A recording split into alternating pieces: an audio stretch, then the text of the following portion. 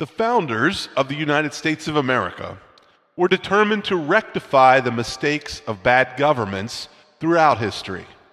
The Fifth and Sixth Amendments to the U.S. Constitution were aimed at making sure that justice in the United States of America would protect citizens, particularly those accused of crimes, while at the same time allowing the courts to prosecute evildoers.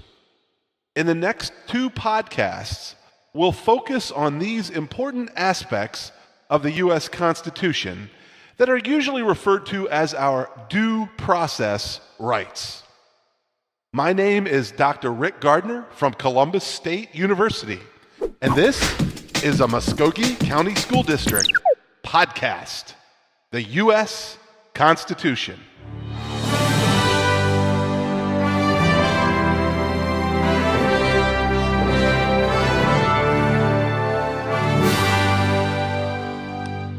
The founding fathers of the United States were very conscious and concerned about the fact that many innocent people had been prosecuted and executed throughout history.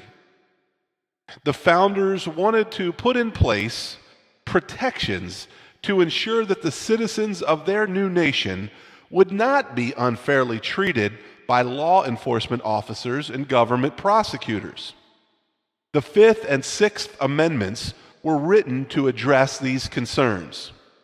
By and large, the founders believed that it should not be the duty of a person accused of a crime to prove his innocence, but the duty of the person making the accusation to prove the person guilty. From their point of view, it's important that a person accused get all the benefits of the doubt.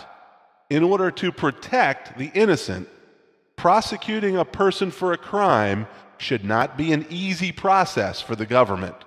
The prosecutor should have to prove the crime. So the United States Constitution was designed to favor a defendant until the crime is adequately proven by the prosecutor. In this podcast, we will carefully examine the Fifth Amendment to the United States Constitution. Plead the fifth. I plead the fifth. Now, when a person says, "I plead the fifth," they usually mean that they don't want to say anything because they're afraid that what they say might get them in trouble. That's one important part of the Fifth Amendment. But the Fifth Amendment includes much more than just the right to remain silent. So let's take a closer look at this entire amendment. The first provision of the Fifth Amendment is a grand jury. Now, don't make the mistake of thinking that a grand jury is a jury in the ordinary sense. A grand jury is a group of citizens who simply are there to make sure that the prosecutor isn't unfairly targeting someone for prosecution. So here's the way it works in the federal courts. The federal government has prosecutors whose job it is to make accusations against criminals, to take them to court, and to assure a proper punishment for those found guilty.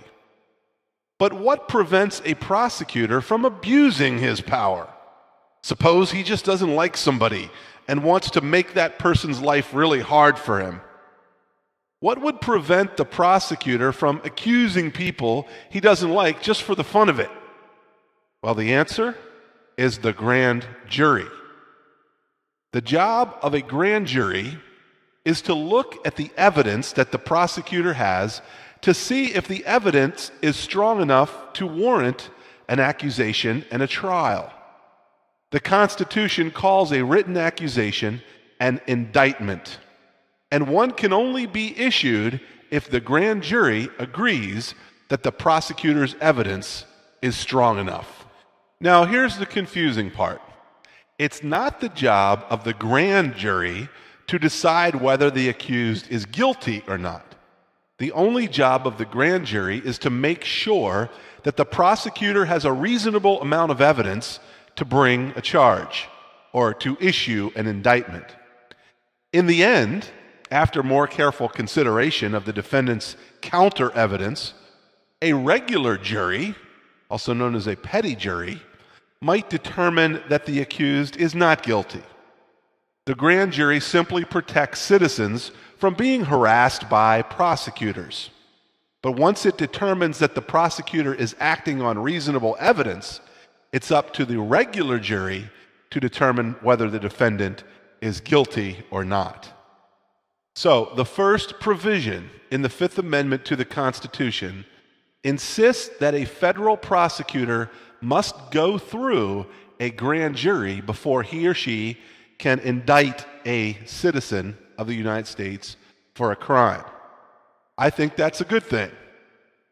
Now, the second provision of the Fifth Amendment protects you and me from a situation known as double jeopardy.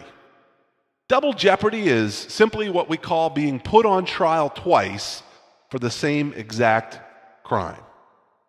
Double jeopardy is not allowed in the United States. Once a trial occurs and the judge or the jury has found a defendant not guilty for a particular crime, that person may never, ever be brought back to court for that same exact crime, even if better evidence emerges that he in fact is guilty. Prosecutors, therefore, have just one shot of proving that the defendant is guilty. If the prosecutor's evidence is insufficient and the defendant is acquitted with a not guilty verdict, there's never a rematch allowed. Now, there are some important details to understand here.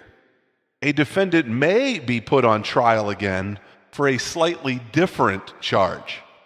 Perhaps one of the most famous cases of this sort involved the Los Angeles police, who were put on trial for police brutality after they were videotaped beating Rodney King in 1992. The jury found these policemen not guilty, and a lot of people were very, very mad. Now, you might think that the Fifth Amendment protected the policemen from a second trial, and in a sense, it did. But the federal government simply accused them of violating Rodney King's civil rights, a slightly different crime than police brutality. And on that charge, some were found guilty and sent to prison. O.J. Simpson was acquitted for killing his ex-wife, and he can never, ever be tried again for that crime.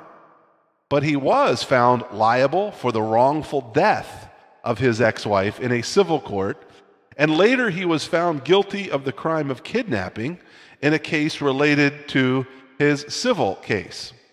And so he's now in prison, but not for the charge of killing his wife, but for other related charges. In other words, once you have been found not guilty of a particular crime, you don't ever have to worry about being hauled back in to answer for that same crime again. However, you might have to worry about being called in to answer to other related charges.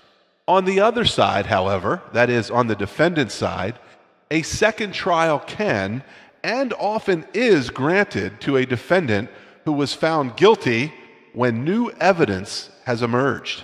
This is particularly true in a new technological age where DNA evidence can show strong reason to believe that a prosecution 20 years ago was a mistake. Many people have been let out of prison on new trials granted as a result of new DNA evidence. Now, this is not double jeopardy. This is actually something that benefits a defendant, a second chance to be found not guilty. In the next podcast, we're going to look at the most famous part of the Fifth Amendment. When people say, "I plead the Fifth," they're usually referring to their right to remain silent. My name is Dr. Rick Gardner from Columbus State University, and this has been a Muskogee County School District podcast, the U.S. Constitution.